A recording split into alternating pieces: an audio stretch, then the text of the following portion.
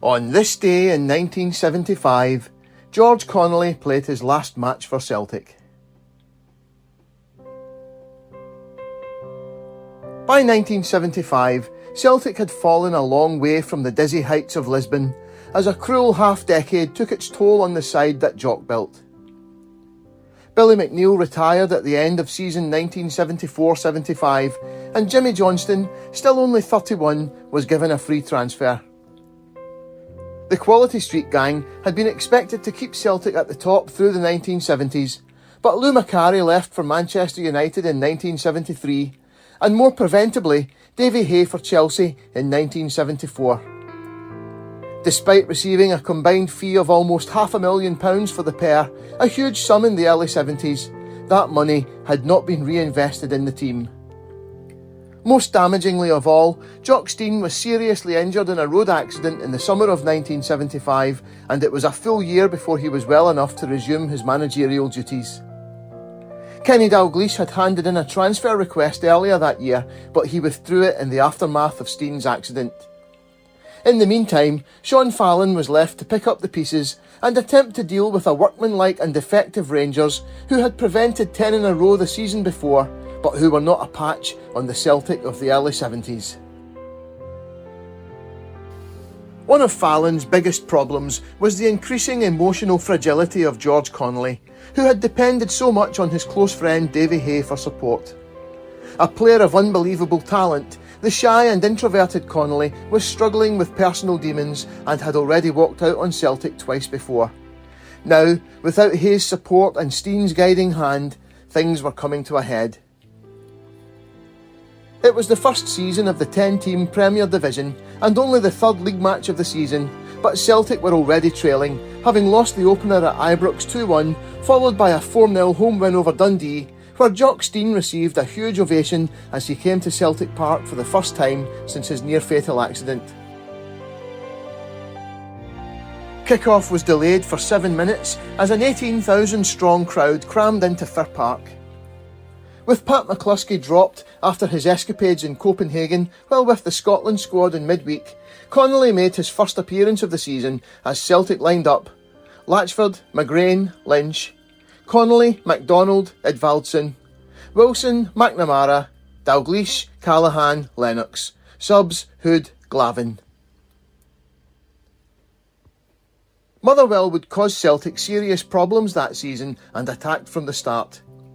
Jim Reynolds reported in the Glasgow Herald of the 15th of September 1975, "They have already met Rangers twice in the League Cup and come out of both matches with creditable draws.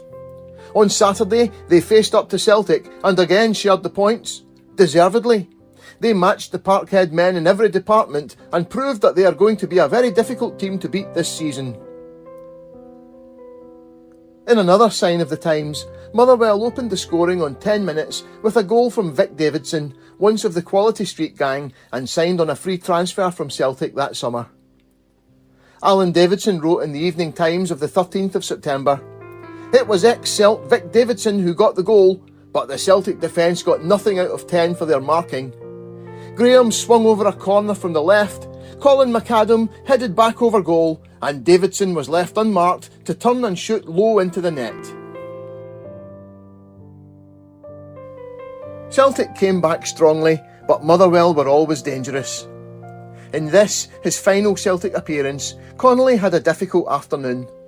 The Scotsman of the 15th of September 1975 reported, "So busy was Shuggy Edvaldson that he did not have time to become a character. Roddy MacDonald came through a testing afternoon with credit marks, but George Connelly had some of the elegance brushed from his play. Tom Callaghan struggled a bit, and the great Celtic were seen in disarray at times as Motherwell swept in."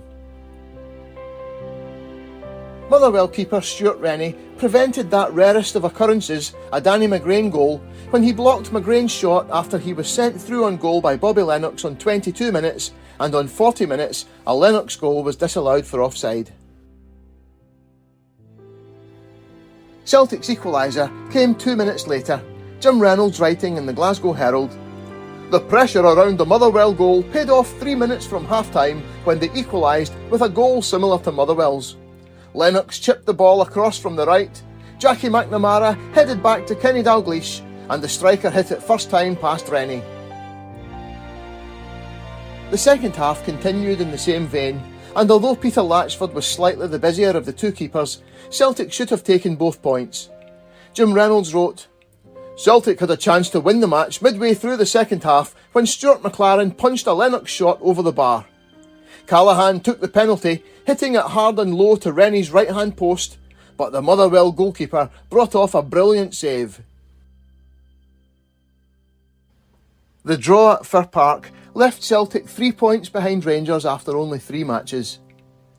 It was clear that the quality of the Celtic team had declined precipitously over the past 2 seasons, and things were about to become a lot worse.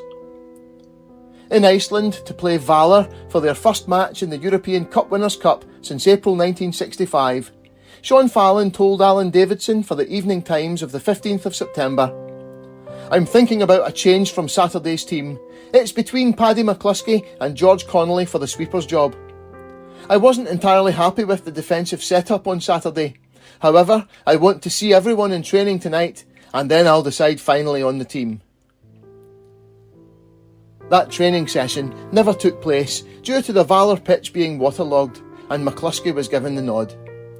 10 days later, Celtic announced George Connelly had walked out of training, and one of the most gifted players ever to play for the club never wore the green and white hoops again.